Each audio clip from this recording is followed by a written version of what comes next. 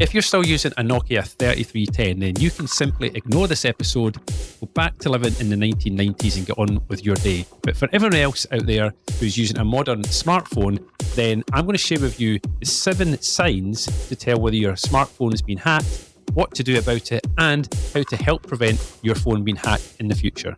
Later on in the episode, we're going to hear from Annie with this week's Techcess Tech Update. And make sure you stay tuned to the end of the episode for this week's intriguing Intel of the Week and Gigglebytes.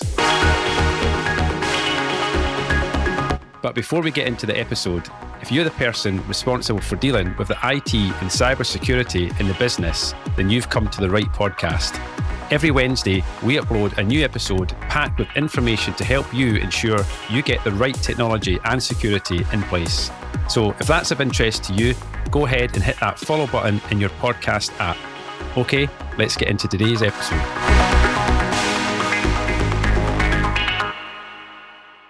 We're going to get started by talking about some of the ways that your phone can be hacked. And then later on, we'll get into talking about the main signs to spot to find out whether your phone has been hacked. And then by the end of the episode, I'm going to share with you some top tips on what you can do to prevent this from happening to you.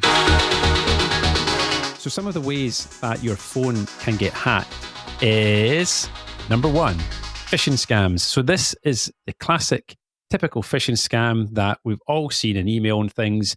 But phishing scams can come in other ways. They can come via text message, which we would call a smishing scam or SMS phishing scam.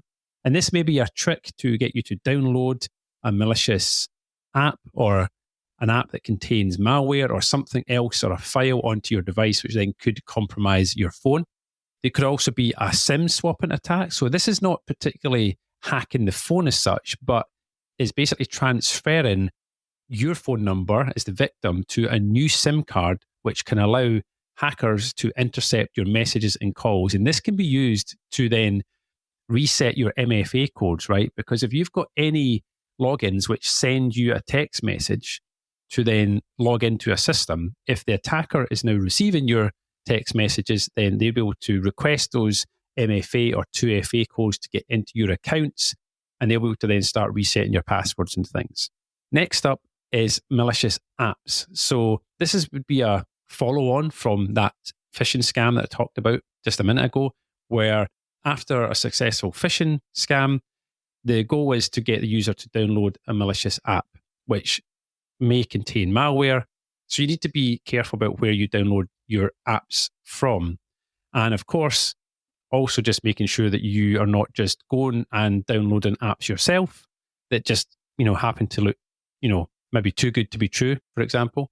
Unsecured public Wi-Fi. So you need to be really careful about using any device on an unsecured public Wi-Fi network, because hackers can exploit these networks to intercept data or launch attacks. A common one would be a man-in-the-middle attack, where this is another malicious user that's also logged in to the public Wi-Fi who may be able to set up some traps to intercept your network traffic, which means they might be able to see the passwords that you're typing in to access websites and things like that. So you need to be really careful when you're using these things.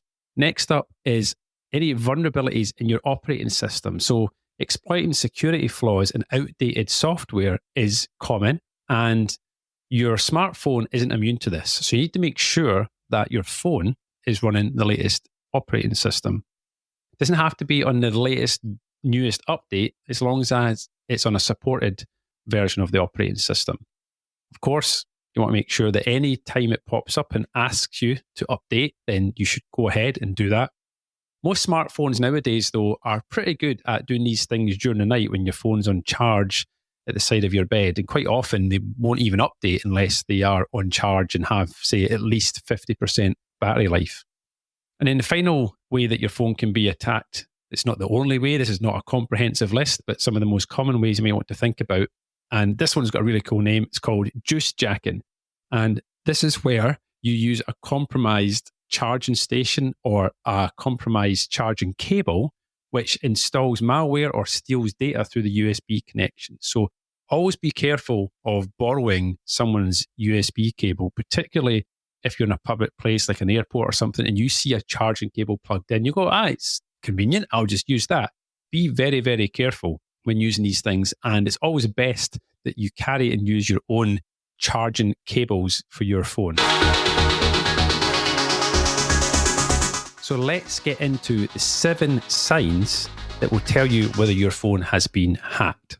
Number 1 is spotting any unusual or inappropriate pop-ups. So one sign your phone is hacked is if you notice any pop-ups appearing when you're using your phone. So it might even be inappropriate ones. So random pop-ups appearing on your phone is one of the biggest signs that your phone's been hacked. Something just doesn't look quite right.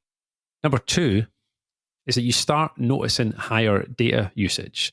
Now, some of us have unlimited data now. Certainly, I can't even remember what the data limit is in my contract, but we have huge amounts of data now on our contract. So it might not be as noticeable because you might not be hitting your data limits, but higher data in usage may indicate that your phone has been hacked. So if you see a spike in the amount of data that you're using, if you've got any way to track that, whether it's within your phone or with your mobile phone operator, if they're able to give you these kind of reports, and you've not been using your phone any more than usual, then it could be a sign that your phone is hacked, that you may have installed an app that is, sending data or is using more data to talk back to a server somewhere or something like that. So higher data usage is in at number 2 of the ways that your phone has been hacked. Number 3, you see an app that you didn't download that's now appeared on your phone. So if you've had your phone for a while and you notice any unusual apps that you've not installed, these could be from malware. It could be because you clicked on a link and it downloaded and installed an app. And if you don't know what malware is, it's a type of malicious software that cyber criminals could use to then spy on their victims, steal sensitive information, or steal passwords that you're typing in and things like that. And depending on the type of malware that was installed on your phone, it can do different things. Some malware may stop you from being able to use your phone at all just by disabling it. Next up, number 4, that your battery drains quickly. Now, we all know that our phone batteries don't last forever, right? You get a new phone, the battery seems to last for days and days and days and days, and a couple of years later, you've got to charge it again by lunchtime, right? I swear that the phone operators do this deliberately to make sure that you're buying the latest device. But regardless, phone batteries are pretty good these days. But if your phone habits haven't changed and you notice that your battery is draining much, much faster, this can always be a sign that your phone has been hacked and something else may be running in the background that's eating up your battery life.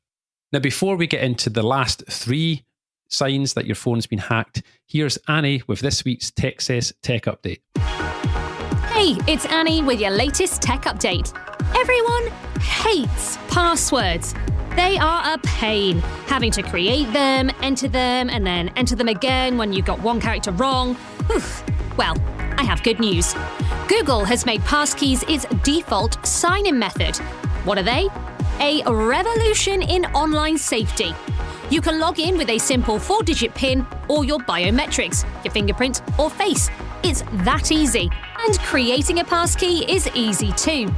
Visit Google's official passkeys site, set it up, link it to your phone, and you're good to go. They're not just simpler, they're 40% faster than traditional passwords, and 64% of people find them easier to use. Google's making passkeys available in more places, from Uber to eBay, and soon even WhatsApp. If you need a hand introducing them to your business, get in touch. That's your tech update. More next week. But first up, I just want to tell you a little bit about the IT services buyer's guide that we have. This is a free document on our website. You don't have to enter any information to get access to it. You just need to head over to www.m3networks.co.uk/buyer's guide and you'll be able to click the link and get the download. And this is going to give you loads of information to help you understand the questions that you need to ask any potential IT partner in your business, or indeed just go back and ask these questions to your existing IT company, and then you can help find out whether you're being served correctly and whether there's any gaps in the IT support services that you are being offered. Now, let's get back to the episode. So getting into the last 3 signs that your phone has been hacked. Number 5 is that you can't log into your accounts anymore. So you may not notice your phone is hacked before it's too late. Cyber criminals may have already used malware to figure out your passwords and compromise your account. So if you can't seem to log into your accounts, even though you know that you're entering the right credentials, it might be because your phone has been hacked. And this is especially true if they're accounts that you only access through your phone and not on any other device. In at number 6 is that you start receiving 2FA or MFA code requests. So multi-factor authentication, we all know what that is these days. I've talked about it so much on the show. This is where you get sent a code or something else to be able to log into your online accounts. So if you start receiving codes that you didn't request, this could mean that someone's tried to gain access to one of your accounts. And because a cyber criminal then has potentially installed malware on your device, they'll be able to see the 2A or MFA codes as you receive them, which they can then use to gain access to your account. So if you start getting lots of multi-factor or 2FA, two-factor authentication code requests, that's a massive sign that someone is definitely trying to get into your accounts. Lastly, in at number 7, is that your phone's camera indicator light is on. Now, you've probably noticed that when you use your phone's camera, there's a light that turns on to indicate the camera is being used. Doesn't apply to all phones. Some phones may do this, some phones not. But if you're not using your camera and you notice that your phone's camera indicator light is on, this may be a sign that your phone is hacked. And a piece of malware on your phone may be using the camera to take photographs and do other things like, maybe record audio, take videos and things like that. So that could be a spyware that's been installed on your phone that someone is using to get access to your phone's camera. So there's my top 7 signs to spot whether your phone's been hacked. Next up, I'm going to share with you what to do if your phone's been hacked, as well as some tips on how to protect yourself from falling victim. What should you do if you think that your phone has been hacked? Well, the first thing to do is start changing passwords. This is pretty critical and is common to do in any sort of cyber attack, is to start changing key passwords. I particularly focus on things like your email password. It might be best to do this on a computer than your phone, because if your phone has got malware installed on it, then the last thing you want to do is start entering new passwords onto that device. We know that a person has maybe round about 100 different passwords for logins for things. So this means that obviously changing them all can be a real hassle. So the best way to do this is by using a password manager that can help you quickly change all the passwords to new ones that are strong and unique. The second thing that you want to do is to install any suspicious apps. So I said earlier that one of the signs that your phone might be hacked is you notice apps that you didn't download. So definitely don't open them, even if you're curious about what it is. Just leave it there, delete it from your phone immediately, which can ensure that these apps can no longer spy on you or steal your data. And then if things are really bad, you may have to think about factory resetting your phone. So the only true way to remove a malicious hacker or potentially malware from your phone is by factory resetting it. I'll give you some tips on how to do this, and this is correct as the time of publishing this. But of course, if there's any future updates to your operating system, these steps may change slightly. But on an Android phone, of course, make sure you back up your device, go into your settings, just type reset into the settings search bar, tap factory reset, tap where it says to reset the device. If asked, enter your phone's password, tap reset all, and then wait for your phone to reset. And of course, if you've got that backed up in the Android backup, or for example, if it's Samsung and the Samsung backup software, you should be able to download a copy of all your data with contacts and apps that you have installed and everything else. Now, for iPhone users, again, make sure you've got a backup of your device. So if you're using iCloud, make sure you've got a current backup of everything, photographs, all sorts of things.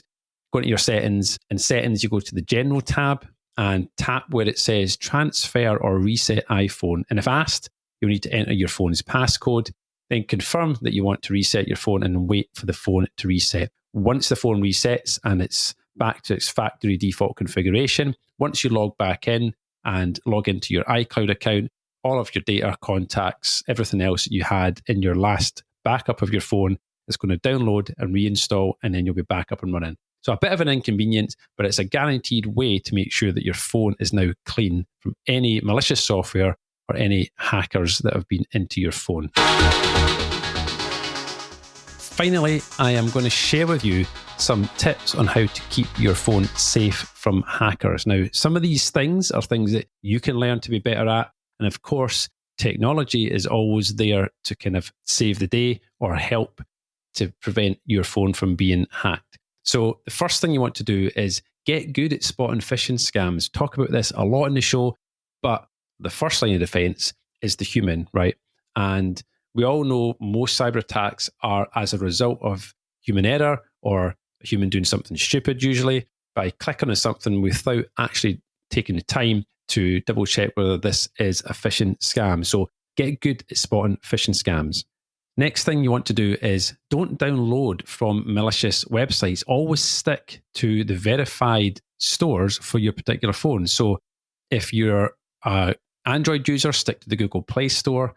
And if you're an Apple user, then stick to the Apple App Store. Now, I would say the App Store is generally safer than the Play Store because Apple have a lot more restrictions and verifications that go on for apps that go on there. But the Google Play Store is a bit more of the Wild West. You tend to find there's a lot of rubbish on there, and that's where you can get a lot more apps that contain malware or kind of dodgy stuff. Just make sure you're only downloading from these places, but also make sure you double check the apps, which leads me on to my next tip. And that is check the permissions that apps are asking for before you install them. Now, this is one thing that I always especially do whenever my kids want to install a new app, is I always check the permissions that the app is asking for on the device. If the app is asking to track your location, if it's asking to have access to contacts, if it's asking to be able to use your microphone or your camera and things, and you're thinking, well, actually, this app doesn't need any of those things. Like, why does this game need to know where I am? So common sense prevails, but we know a lot of people, just see the thing, click install, and they don't bother checking these things. It takes literally 30 seconds to check. And I'm an iPhone user, and Apple make it really easy before you install anything to check the permissions that particular app is asking for. And if you think that app's asking for a bit too much, and I don't think it needs access to these things, then you should really double check whether this is the right thing to be installing on your phone. And the other thing that I check as well is, where's the developer based? If the developer's in Russia or China, then these could be red flags that this is not maybe a legit app. Although having said that, we know that a lot of the big apps and things come from these places now, thinking of TikTok and things like that. But you still need to be really careful and just understand that these countries that I've already mentioned are countries where a lot of the malware loading apps come from. So just be cautious about the countries as well as the permissions that you're installing apps from. And a few more tips before we wrap up this episode is, one, to avoid using public Wi-Fi where possible. Now, if you're traveling out and about, it's very easy to want to just use free Wi-Fi when you're in the airport and things like that. So if you're a business owner and you don't supply company phones to your staff, it's not very fair to expect your staff to obviously use their phone for business and use their data allowance that they are paying for. So of course, they're probably going to connect their phone to free Wi-Fi, but you should always make sure that their devices are protected by using a VPN. If you want to discuss how VPNs on your smartphones can help protect your users, then go and book a call with me and we can have a chat about some of the services that we have here at M3 Networks that can help protect mobile phone users. And the next thing we want to talk about is just to reiterate the importance of keeping your phone software up to date. So not only the operating system, but your apps as well. Make sure everything's kept up to date. And lastly, avoid using any public charging stations. So like I said, don't just pick up a cable that you see in an airport and plug it into your phone, because it may have been planted there for a specific reason for the next victim to come along, plug it in, and you get that juice jacking going on where the software in the phone cable is able to then start monitoring your traffic that's going in and out of your phone. It's not just charging your phone, it's also transferring data, remember? So it's able to start exploiting your device and maybe installing malware or monitoring what you're doing online.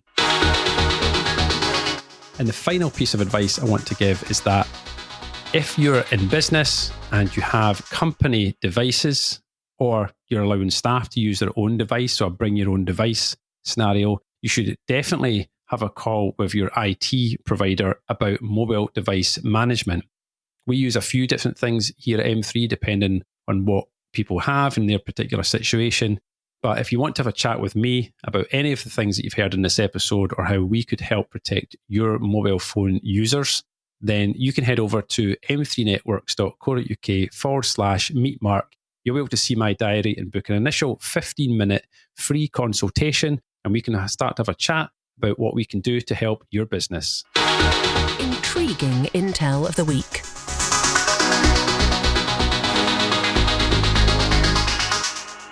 Did you know that the original layout of the QWERTY keyboard is actually the outcome of a solution that was designed to slow down the typing speed? So the initial versions of typewriters made back in the 1870s had a few technical issues. The metal arms which hold the characters on them used to clash and jam if the keys were pressed in rapid succession or if a typist pressed adjacent keys simultaneously. So the current layout of the QWERTY keyboard was actually finally designed by E. Remington and Sons, which solved the problem of jammed type bars. And if you're wondering, it's the same Remington and Sons, founded in the early 1800s in New York, which makes firearms. Time for Gigglebytes. What happens when a hard drive gets into a fight? It asks for a backup. So that'll do it for this episode. Be sure to check out techcesspodcast.com, which has over 100 other episodes of content just like this one, all aimed at helping you to get the right IT and cybersecurity for your business.